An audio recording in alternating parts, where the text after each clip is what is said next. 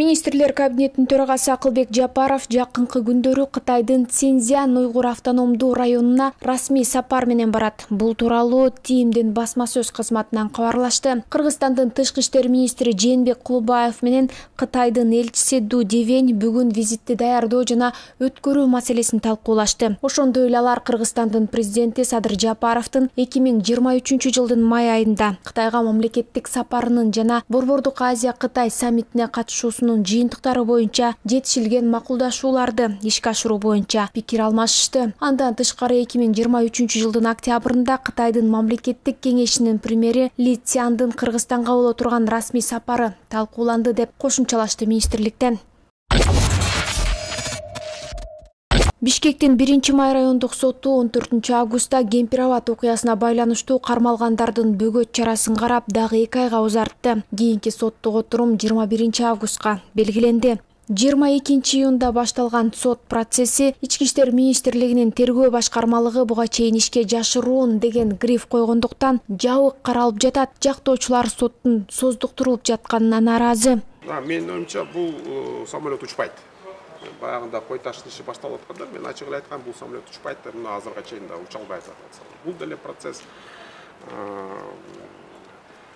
башталга чейин деле уже аябай көп убакыт кетет. Мына баштай албай атабыз.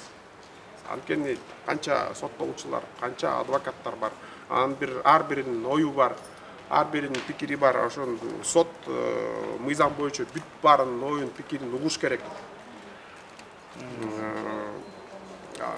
Мына ушул сотто сот айла жок, ар бир сот процессинде толтура мыйзам бузууну кылып атат.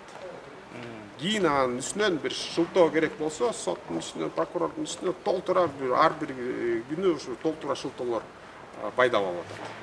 Кыргыз-Өзбек чек арасындагы Кемпир-Абад суу сактагычынын жери Өзбекстанга өтүп жатканына каршы пикирин ачык билдирип чыккан 30га жакын белгилүү саясатчы активисттер өткөн жылдын октябрь айында камалган. Милицияларды бийликти басып алууга аракет кылган деп айыптап жатат. Иш кылмыш жаза кодексинин жапырт башаламандык уюштурууга аракет көрүү, бийликти күч менен басып алууга даярдык көрүү беренелеринин негизинде козголгон. Ушул тапта кармалган 27 кишинин 14-ü тергөө абагында отурат. 11 адам түрдүү жагдайлар менен үй камагына чыгарылган.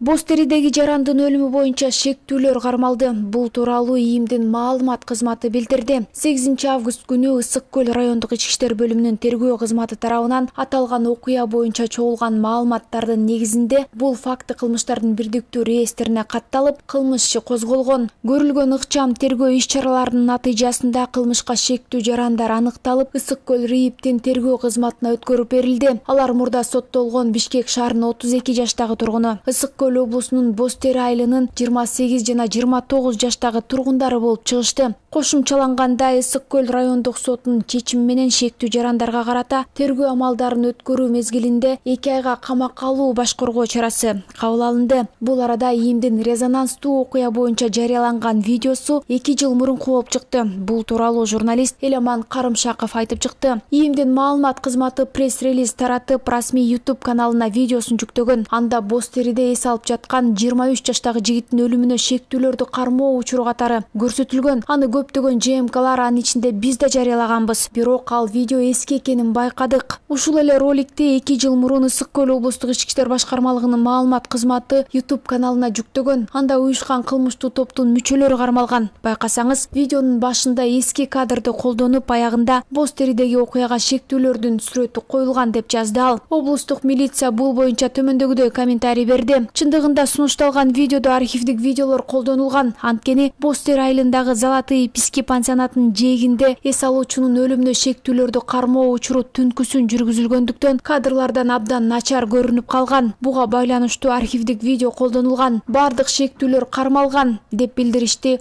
облустук милициядан. Эске салсак, 6 августта Боз Тери айылынын аймагында жайгашкан Алтын кум пансионатынын көл жээгинде Талас облусунун 23 жаштагы тургуну каза болгон. Окуяны мамлекет башчысы Садыр Жапаров өз көзөмөлүнө алып, укук коргоо органдарына ар тараптуу жана объективдүү тергөө жүргүзүүнү тапшырган. Ысык көл облусунун Тоң районунда 13 август түнү ири жол кырсыгы катталып 8 адамдын өмүрүн алды. Саламаттык сактоо министрлигинин басма сөз кызматы маалымдагандай, кырсыкка кабылгандардын 6-оосу балыкчы шаардык ооруканасына жеткирилген. Алардын 3-өсү травматологияда дарыланып жатса, дагы 3-өсү өтө оор абалда жандандыруу бөлүмүндө. Ал эми кырсык катталган жайдан 8 адамдын сөөгү өлүкканага алынып келинген. Алардын 2-өсү жаш балдар. Автокырсык Кызыл Омол Уран кенине жакын жерде катталып, БМВ жана Ауди унаалары кагышкан.